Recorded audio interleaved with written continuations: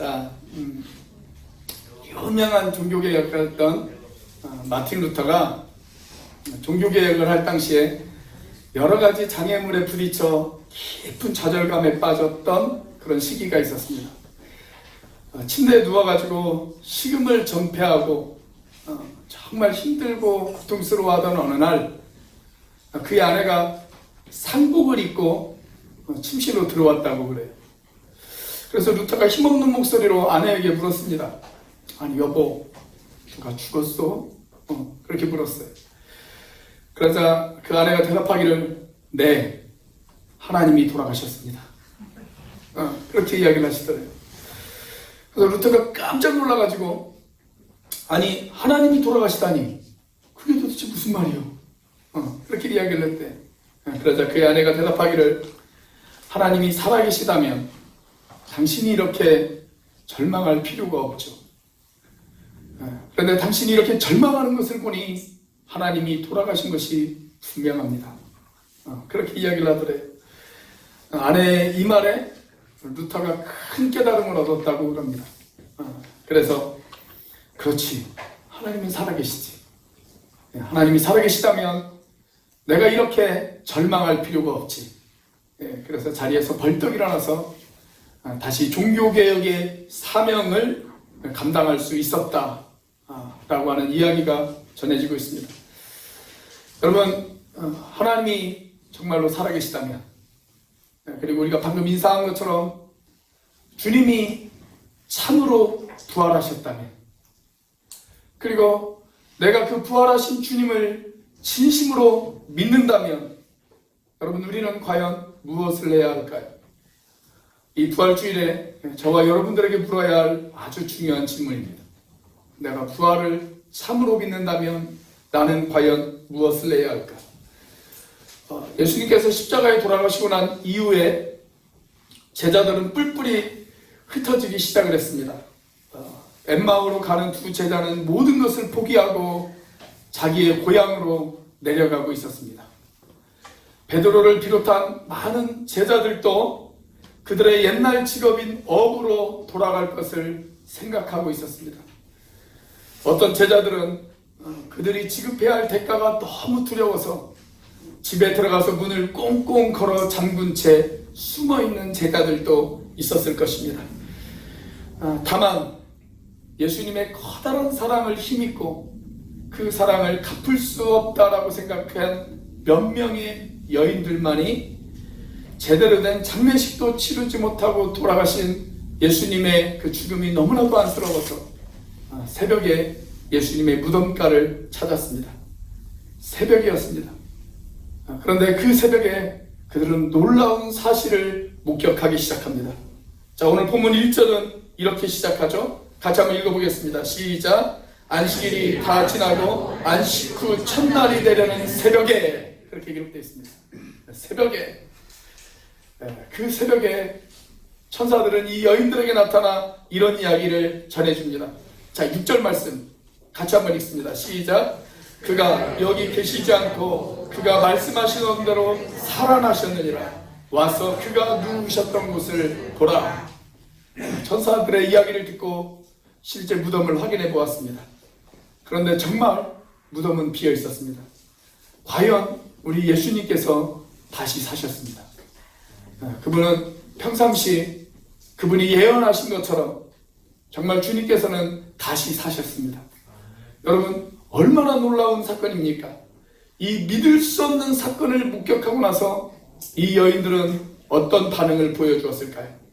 역사상 첫 번째 부활절을 맞이했던 그 아침, 이 여인들의 보여준 반응은 오늘 저와 여러분들이 보여주어야 할 반응입니다. 자, 그렇다면 예수 그리스도의 부활을 목격한 이 여인들, 그리고 현재를 살아가고 있는 우리가 정말 그 부활의 소식을 믿는다면 저와 여러분들은 어떤 반응을 보여야 할까요? 첫째, 기쁨의 삶을 살아야 합니다. 기쁨의 삶을 살아야 합니다. 자, 부활하신 예수님을 만나고 이 여인들이 보여준 반응, 첫 번째 반응이 뭡니까? 자, 8절입니다. 같이 한번 읽습니다. 시작. 그 여자들이 무서움과 큰 기쁨으로 빨리 무덤을 떠나 제자들에게 알리려고 다름질할세. 자, 여기 보면 두 개의 매우 대조적인 단어가 등장을 해요. 무서움과 뭐예요? 큰 기쁨. 큰 기쁨. 무서움을 다른 말로 표현하면 두려움이라고 이야기할 수가 있죠. 여러분, 두려움과 커다란 기쁨, 이 두 개의 감정은 서로 한 자리에 공존하기는 조금 어려운 감정들입니다. 자, 그런데 역설적이게도 때때로 우리가 너무 믿을 수 없는 충격적인 그런 사건을 경험할 때 우리는 이 두 가지의 감정을 동시에 느낄 수가 있어요. 두려우면서도 기쁜 그런 감정을 우리가 가질 수가 있습니다. 그래서 어떤 신학자는 이 기쁨을 가리켜서 이렇게 이야기를 했습니다. 전율할 만한 기쁨이다. 그렇게 이야기했어요. 전율할 만한 기쁨이다.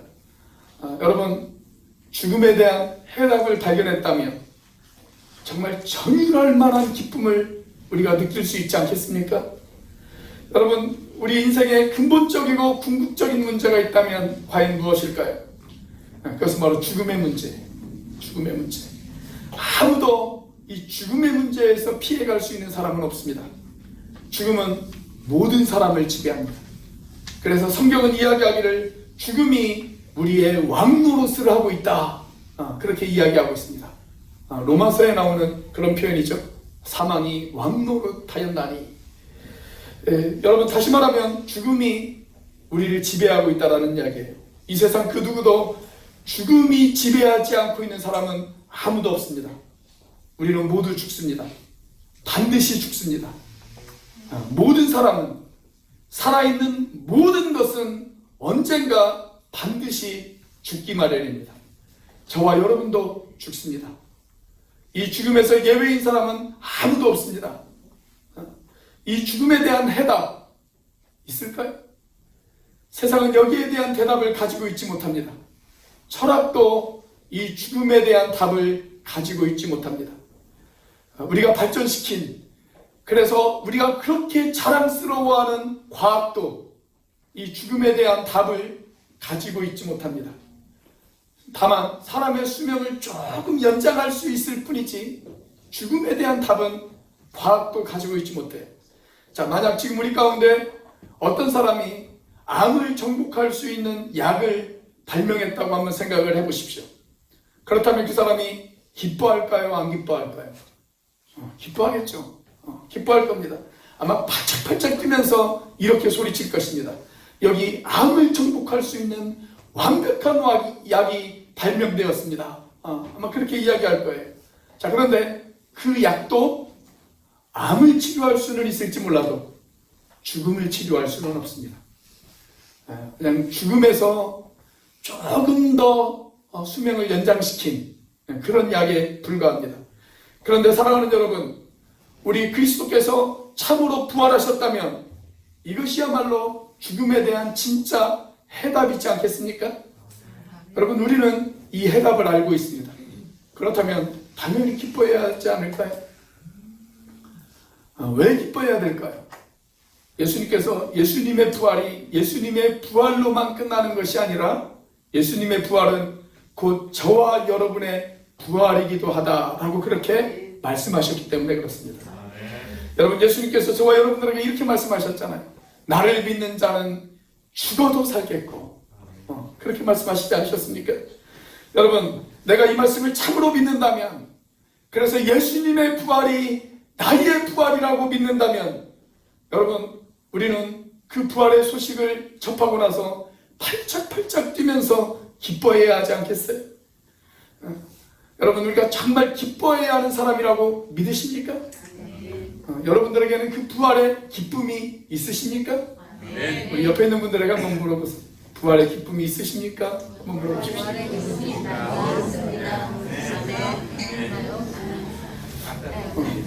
우리가 어떻게 기뻐할 수 있을까요? 우리가 오늘 자리에서 일어나서 춤이라도 한번 출까요? 어떤 목사님이 외국 선교사님하고 이렇게 대화를 나눴다고 그래요. 그런데 그 외국 선교사님이 아주 서툰 한국말로 이 목사님에게 이런 이야기를 하시더래. 한국 사람들은 참 이상합니다. 그러더래. 그러면서 하시는 말씀이, 교회 밖에서는 그렇게 즐겁고 행복하게 사는데 왜 교회 안에만 오면 그렇게 심각합니까? 그렇게 묻더랍니다. 이 자리에도 보니까 그냥 심각하신 분들이 몇 분 계신 것 같아요. 근데 그 질문에 대해서 이 목사님이 답이 없었대요. 답이 좀 궁했대요. 그런데 때마침 그때가 고난주간이었다고 그럽니다. 그래서 이 목사님이 대답을 하기를 이렇게 대답을 하셨대. 예수님의 고난을 묵상하기 때문입니다. 그러다 이 선교사님이 빙긋 웃으시면서 이렇게 이야기를 하시더랍니다. 그 예수님이 부활하셨다는 건 잊어먹으셨습니까? 이렇게 이야기를 하시더래요. 여러분, 이 세상을 지배하는 가장 강력한 힘, 그건 죽음입니다. 죽음은 모든 것을 지배합니다. 죽음은 모든 것을 삼킵니다. 누구도 그 죽음의 세력 앞에서 그 죽음의 세력을 대적할 수가 없습니다. 그래서 죽음의 힘보다 강한 것은 없습니다. 자, 그런데 성경은 오늘 그 죽음의 힘보다 강한 힘이 있다 라고 저와 여러분들에게 이야기합니다. 그 힘은 바로 예수님의 부활의 힘입니다. 예수님의 그 부활의 능력이 오늘 저와 함께 한다면, 그리고 오늘 여러분들과 함께 한다면, 여러분, 우리가 세상에서 당하는 모든 고통과 아픔이 있지만 그 고통과 아픔 속에서도 우리가 당당히 그것들을 이겨낼 수 있지 않겠습니까? 그러기에 사랑하는 여러분, 이 부활의 기쁨을 가지고 사시는 저와 여러분들이 되시길 주의 이름으로 축원합니다. 우리 앞뒤 좌우에 있는 분들에게 다시 한번 인사해 보겠습니다. 부활의 기쁨을 가지고 삽시다. 한번 인사해 보겠습니다. 그런데 아직도 혹시 옆에 심각하게 인사도 안 하고 그러신 분들이 계시다면 다시 한번 물어보세요. 예수님의 부활의 소식을 잊어먹으셨습니까?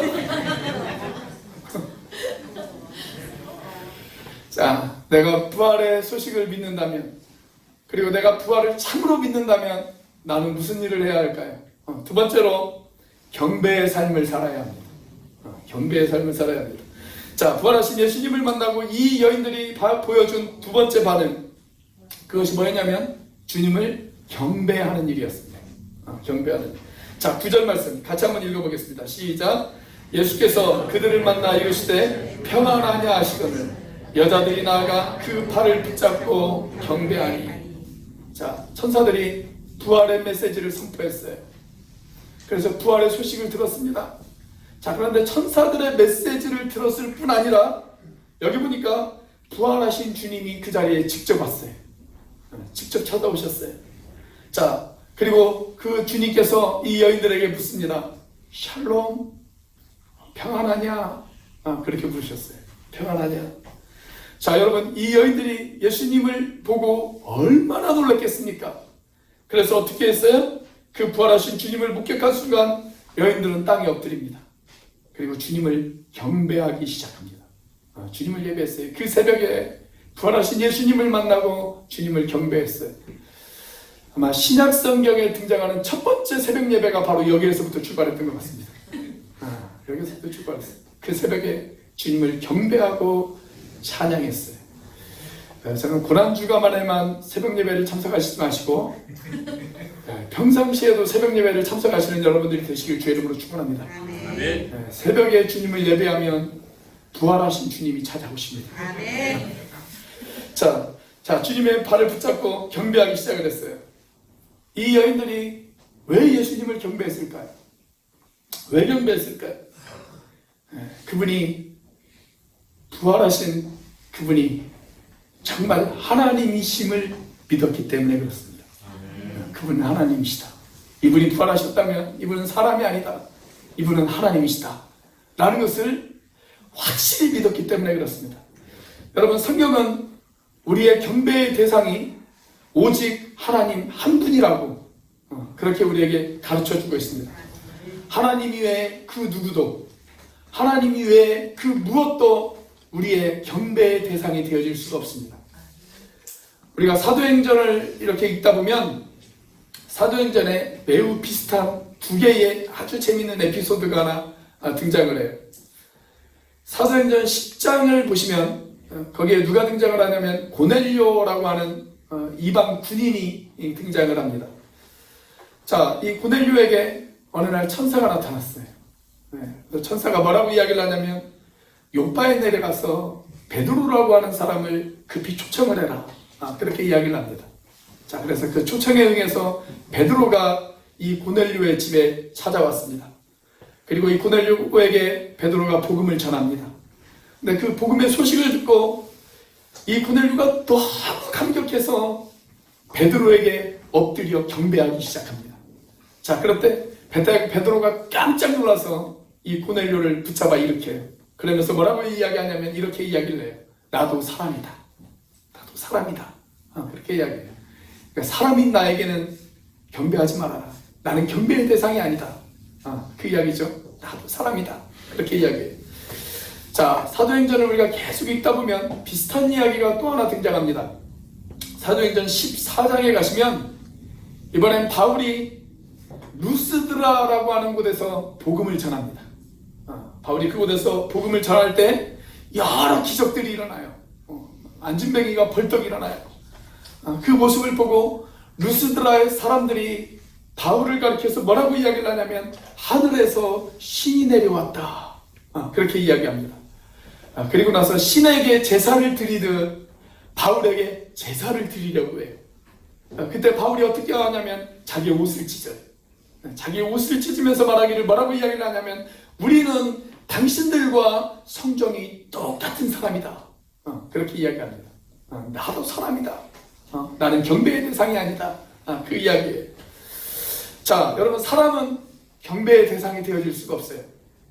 자, 그런데 지금 이 여인들이 예수님 발 앞에 엎드려 예수님을 경배하기 시작해요.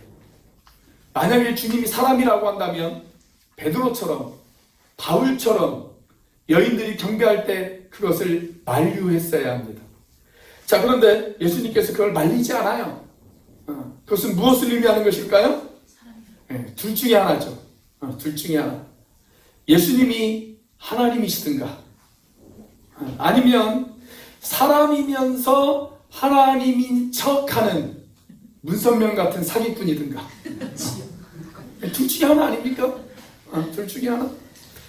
그런데 이 말을 누가 했냐면 지난 세기 최고의 크리스천 평신도였던 옥스퍼드 대학의 C.S. 루이스가 바로 그런 이야기를 했습니다. C.S. 루이스가 던졌던 질문, 예수님은 누구신가? 예수님, 그분은 사기꾼이든가 하나님이든가 둘 중에 하나다. 그렇게 이야기했어요. 여러분, 여러분에게 있어서 예수님은 어떤 분이십니까? 사기꾼입니까? 여러분에게 있어서 예수님이 사기꾼이 되어질 수 없다면 그분은 하나님이십니다. 그분이 하나님이세요. 사랑하는 여러분, 여러분이 그분을 참으로 하나님으로 믿는다면, 부활하신 그분이 참으로 하나님으로 믿어지신다면 그분은 저와 여러분에게 경배를 받기에 합당하신 분이십니다. 그 주님을 경배하고 그 주님 앞에 예배하면서 그리고 살아계신 그 주님의 임재를 경험하는 사람마다 여러분 세상을 넉넉히 이길 수 있는 힘이 있을 줄로 믿습니다. 여러분, 예배의 본질이 무엇이라고 생각하십니까? 예배는요, 단순히 예배의 자리에 참석하는 것, 그것이 예배가 아니에요. 그것이 예배가 아닙니다. 예배 순서에만 참여하는 것. 다시 말하면 오늘 이 자리에 참석해 있다고 해서 그 사람이 다 예배하는 것은 아니라는 거예요. 어떤 사람은 1시간 동안 이 자리에 머물러 있고도 전혀 예배하지 않은 채 집으로 돌아가시는 분들도 있을 수 있습니다. 하나님의 임재하심을 경험하지 못한다면 말입니다. 이런 얘기가 있어요. 어떤 가족이 두 아이와 함께 예배당을 찾았어요. 주일날 함께 열심히 예배를 드렸습니다. 그날 저녁에 아빠가 아이들을 불러 모았어요. 두 아이를 불러 모아놓고 아이들에게 이렇게 질문을 던집니다. 너희들 오늘 주일학교에서 뭐 배웠니? 오늘 예배 시간 어땠니? 하고 물어요. 그러자 두 녀석 다 너무나도 좋았대요. 아주 어린 막내가 이야기하기를 아빠 너무 좋았어요. 얼마나 재밌었는지 몰라요. 너무 즐거웠어요. 그렇게 이야기를 해요. 자, 그래서 아버지가 제안을 하나 했다고 합니다. 자, 그러면 오늘 우리가 이렇게 즐겁게 시간을 보낼 수 있도록 허락하신 우리 하나님 아버지께 감사의 기도를 드리자. 그러자 막내가 자기가 먼저 기도하겠대요. 그러면서 이렇게 기도를 했다고 그럽니다. 하나님, 오늘 교회에서 너무너무 즐겁고 행복했어요. 그런데요, 하나님, 그렇게 내가 즐거울 때 하나님도 그 자리에 계셨더라면 참으로 좋았을 건데요. 아직도 이 말이 무슨 말인지 이해가 안 되십니까? 그렇게 이야기를 하더래요. 여러분, 예배 시간에는 왔어요. 예배 시간에는 참석했어요. 예배 프로그램에는 참여했어요. 그러나 살아계신 하나님의 임재를 경험하지 못했다면 여러분, 그건 예배가 아닙니다. 그건 예배가 아니에요. 여러분, 예배의 본질은 무엇이냐? 살아계신 하나님의 임재를 경험하는 것입니다. 그분의 임재를 경험하는 것. 거기서 하나님을 찬양하고, 거기서 하나님을 경배하고, 거기서 하나님 앞에 기도하고, 성령으로 내게 다가오시는 그 하나님의 임재를 경험하는 것, 살아계신 주님을 만나는 것. 여러분, 그것이 진짜 예배예요. 그것이 진짜 예배. 그렇게 하나님을 예배하며, 그래, 주님은 살아계시지. 그 주님이 다시 사셨지. 그 주님의 부활의 기쁨이 나의 기쁨이지. 이런 기쁨과 흥분을 가지고 우리가 이 예배당을 빠져나가는 그 순간, 여러분, 그 사람은 세상을 이길 수 있는 힘이 있을 줄로 믿습니다. 여러분이 알고 있는 그리스도인 중에 세상이 주는 상처와 아픔이 있음에도 불구하고 당당하게, 신실하게, 진실하게, 아름답게, 확실하게, 넉넉하게 세상을 이기는 그리스도인이 있으십니까? 그 사람은 틀림없이 정말 진정한 예배자일 것입니다. 자, 그런데 예배에 실패한 그리스도인, 예배에 실패한 사람, 그 사람이 세상의 아픔 속에서도 그 아픔을 당당하고 신실하고 진실하고 아름답게 이겨가는 사람이 있을까요? 그런 사람 없어요. 그런 사람 없습니다. 예배에 실패한 사람이 세상을 이길 수 없어요. 예배는 그렇게 중요한 것입니다. 저는 지난 고난주간 동안 제 아들들에게 고난주간에 대한 어떤 메시지를 전달할까 좀 고민을 했어요. 기도하면서. 그러다가 가족 카톡방에다가 이런 글을 남겼습니다. 예배를 너희들의 삶의 가장 우선순위로 여겨라. 살아계신 주님을 믿는다면. 사랑하는 여러분, 우리가 참으로 주님의 부활하심을 믿는다면 그분은 우리의 예배와 경배를 받으시기에 합당하신 분이십니다. 그분을 예배하는 자가 되시기를 바랍니다. 자, 내가 부활을 참으로 믿는다면 내가 해야 할 일 무엇일까요? 세 번째로 증인의 삶을 살아야 합니다. 증인의 삶을 살아야 합니다. 자, 부활하신 예수님을 만나고 이 여인들이 보여준 세 번째 반응, 그건 부활하신 예수님을 증언하는 일이었습니다. 자, 오늘 10절 말씀입니다. 같이 한번 읽어보겠습니다. 시작. 이에 예수께서 이르시되 무서워하지 말라. 가서 내 형제들에게 갈릴리로 가라 하라. 거기서 나를 보리라 하시니라. 자, 무서워하지 말라고 말씀하시면서 예수님께서 이 여인들에게 하신 말씀, 내 제자들, 내 사랑하는 형제들, 그들에게 가서 지금 빨리 갈릴리로 가라고 이야기를 전해달라. 그렇게 말씀하시죠. 자, 그 다음 11절 말씀을 보시면 이렇게 시작을 해요. 여자들이 갈 때, 그렇게 기록되어 있어요. 뭡니까? 순종이죠. 주께서 가라고 말씀하셨고 이 여인들은 즉각적으로 그 말씀에 순종해서 갔습니다. 아니, 가라고 말씀하기 이전에 벌써 이 여인들은 움직이고 있었습니다.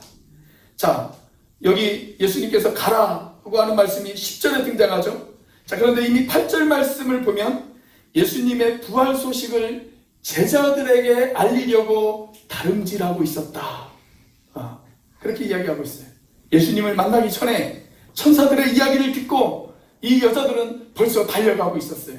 제자들에게 그 소식을 알리기 위해서 달려가고 있었습니다. 여러분, 예수님이 부활하셨다는 이야기를 들었는데 어떻게 그 이야기를 나 혼자만 할 수가 있습니까? 어떻게 침묵할 수가 있겠어요? 그 소식을 듣고 전하고 싶은 그 간절함이 내 안에 생길 수밖에 없지 않겠습니까? 전하지 않고는 견딜 수 없는 마음, 그 마음이 내 안에 있을 수밖에 없지 않겠어요? 자, 우리 가운데 누군가가 암을 완전히 정복할 수 있는 약을 발견했다고 한번 생각을 해보세요. 여러분, 장담할 수 있습니까? 제주 시내를 아마 다 돌아다닐 것입니다. 내 가장 가까운 사람 중에 암 때문에 고생하고 있는 사람들, 그 사람들에게 일일이 찾아갈 것입니다. 그리고 그 사람들에게 이렇게 외칠 것입니다. 여기 암을 정복할 수 있는 완벽한 약이 있다고. 그렇게 이야기하지 않겠어요? 저는 오늘 본문을 묵상할 때마다 항상 제 마음속에 한 가지 질문이 있었어요. 그게 뭐냐면, 부활하신 주님이 누구에게 제일 먼저 보이셨어요? 여자들에게 제일 먼저 보이셨잖아요. 남자로서. 자, 이런 궁금증이 있었어요. 이때 수제자들이라고 자부하는 베드로와 야고보와 요한은 도대체 어디서 무엇을 하고 있었을까? 이게 늘 궁금했습니다. 왜 예수님은 남자들에게 먼저 부활의 소식을 알리지 않으시고, 사랑하는 제자들에게 먼저 그 부활의 소식을 알리지 않으시고 여자들에게 먼저 보이셨을까? 이게 오랫동안 제가 가지고 있었던 궁금증이었습니다. 그런데 이 질문에 대한 대답을 예전에 어떤 목사님에게 한번 들었어요. 오해하지 마세요. 제 이야기가 아니고 그분의 이야기입니다. 저는 우리 교회 자매들을 비하할 생각을 전혀 없습니다. 제 이야기가 아니고 그분의 이야기예요. 그분이 뭐라고 말씀하셨냐면 이렇게 말씀하셨어요. 여자들이 남자들에 비해서 소문을 빨리 내기 때문이다. 그렇게 이야기하시더라고요. 거듭해서 말하지만 제 이야기가 아닙니다. 그분의 이야기입니다. 여러분, 우리가 다른 소문 내지 마시고요. 우리가 전해야 될 소문 무엇일까요? 예수님 부활하신 소문. 그거 우리가 내야 돼요. 자, 그런데 2000년 전 첫 번째 부활절을 맞이하던 그날 아침, 그날 그 새벽에 첫 부활의 소식을 전한 것은 여자들이었습니다. 그런데 이 소식을 전한 것이 여자들만의 사명은 아닙니다. 주님은 주님을 믿는 모든 사람들에게 그 소식을 전하라고 사명을 주셨습니다. 우리가 참으로 예수님이 부활하신 것을 믿는다면, 참으로 예수님의 부활을 내가 확신한다면, 사랑하는 여러분, 우리가 어찌 잠잠할 수 있겠습니까? 우리가 어찌 지체할 수 있겠습니까? 우리 성경 읽기 반원들이 지금 열심히 성경을 읽고 있는데, 지난 주일날 읽었던 말씀이 어디였냐면 열왕기 하였어요. 열왕기 하. 열왕기 하 7장을 제가 이렇게 읽고 있다가 거기에서 갑자기 어떤 한 대목이 제 눈에 확 들어왔습니다. 이런 내용이었어요. 옛날 사마리아 땅에 기근이 들었습니다. 그런데 거기에 설상가상으로 시리아 땅에서 쳐들어온 아람 군대가 사마리아 성을 다 포위했어요. 다 포위했어요. 식량도 다 떨어졌어요.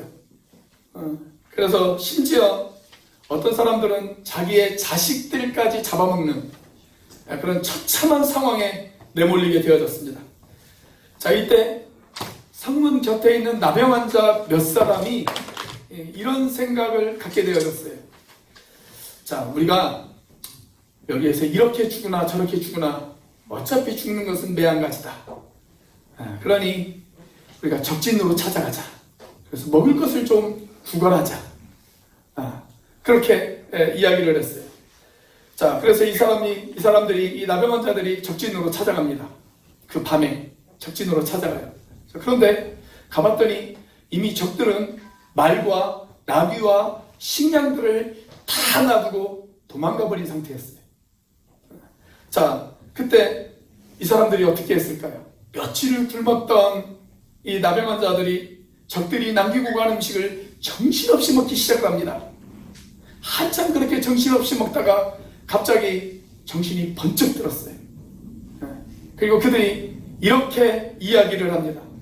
오늘은 아름다운 소식이 있는 날이거늘 우리가 침묵하고 있도다.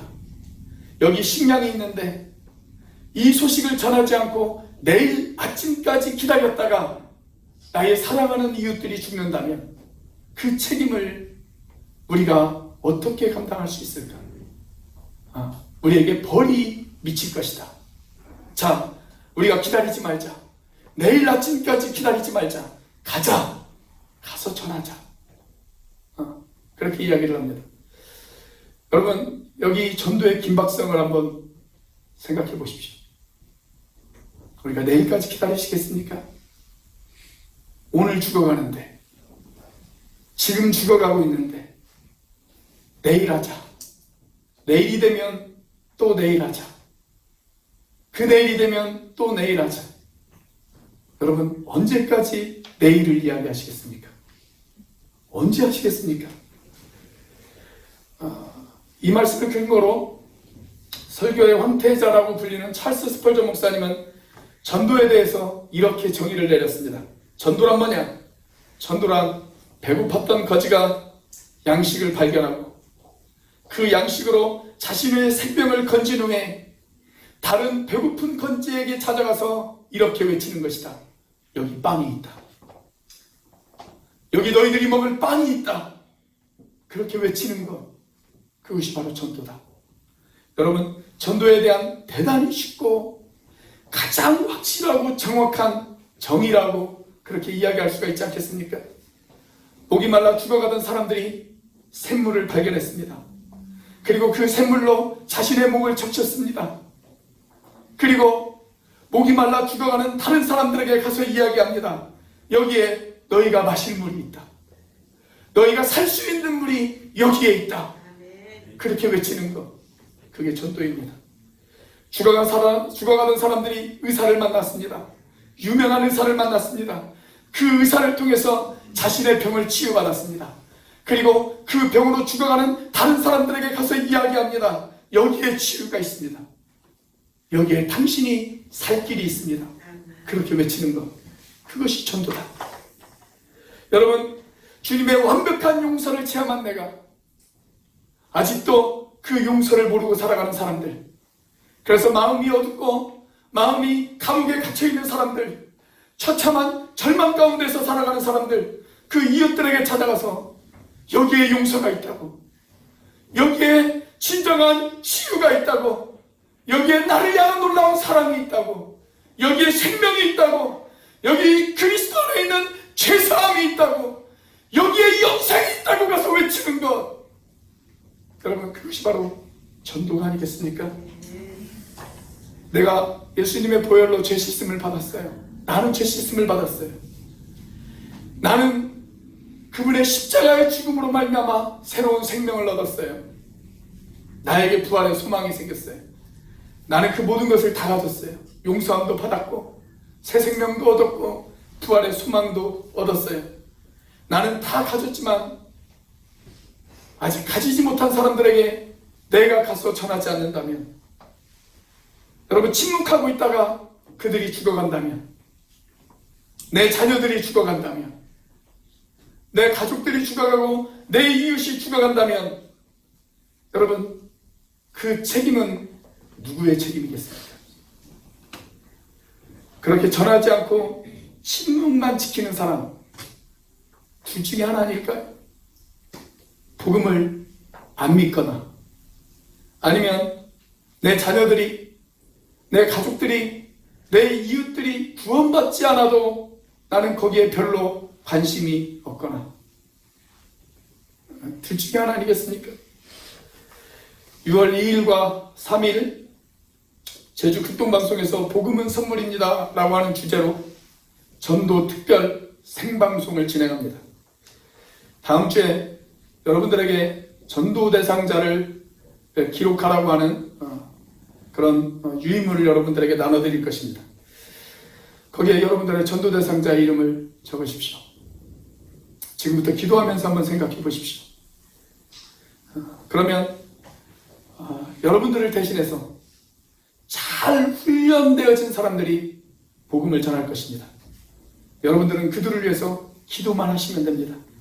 아직도 예수님을 인격적으로 만나지 못한 내 사랑하는 자녀들, 내 부모님, 내 남편과 내 아내, 내 친구들, 여러분 그들을 포기하시겠습니까? 내가 가서 전하라는 것도 아니에요. 그분들의 명단만 달라는 거예요. 다른 사람이 전해주겠다고, 훈련받은 사람들이 전해주겠다고, 내가 할 수 없으면 다른 사람들이 전해주겠다고. 여러분 그런데 그것도 안 한다면 여러분 정말 둘 중에 하나 아니에요? 복음을 안 믿든지 아니면 그들이 구원받는 것에 관심이 없든지. 사랑하시는 여러분, 주께서 참으로 부활하셨다면, 그것을 저와 여러분들이 참으로 확신한다면 여러분 우리는 어떻게 살아야 할까요? 우리는 정말 기뻐하며 살아야 합니다. 그리고 예배의 자리에 나올 때마다 다시 사신 주님 앞에 경배와 찬양을 드리면서 그렇게 살아야 합니다. 그분의 임재를 경험하면서 말입니다.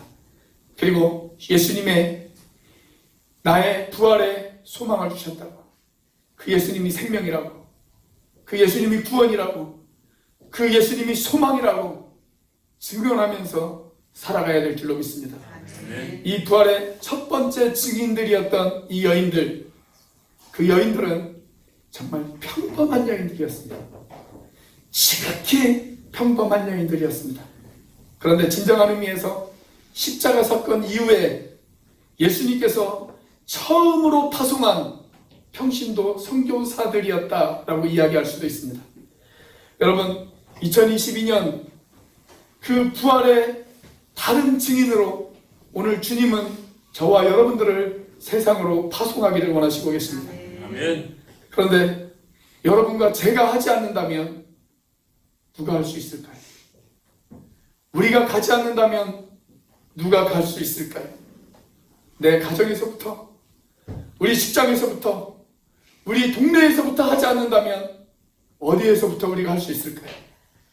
내 자녀들에게, 내 가족들에게 전하지 않는다면, 나도 전하지 않는다면 누가 그들에게 대신 전할 수 있을까요?